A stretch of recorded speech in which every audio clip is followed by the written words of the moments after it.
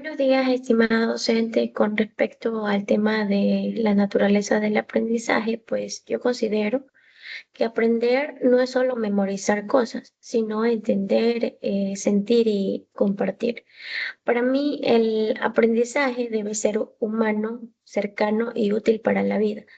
Por eso me identifico con la idea de que cada estudiante es único y que la escuela debe adaptarse a las necesidades, emociones y talentos de cada uno de ellos.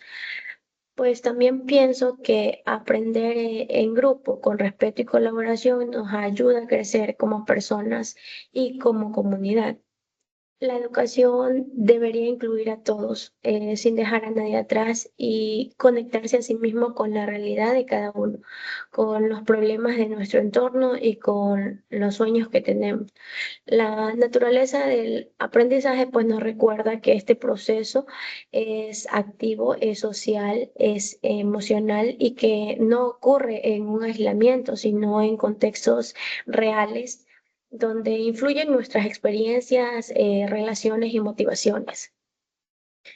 Entender esta naturaleza nos permite diseñar espacios educativos más inclusivos, donde se valore esa diversidad, donde se fomente la curiosidad y donde se promueva el pensamiento crítico. Como estudiante de la carrera de educación básica, uno de mis propósitos sería crear estos ambientes donde los niños se sientan valorados, motivados y libres de pensar.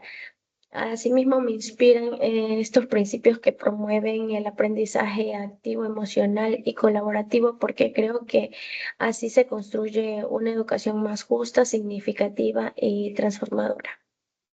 Muchas gracias.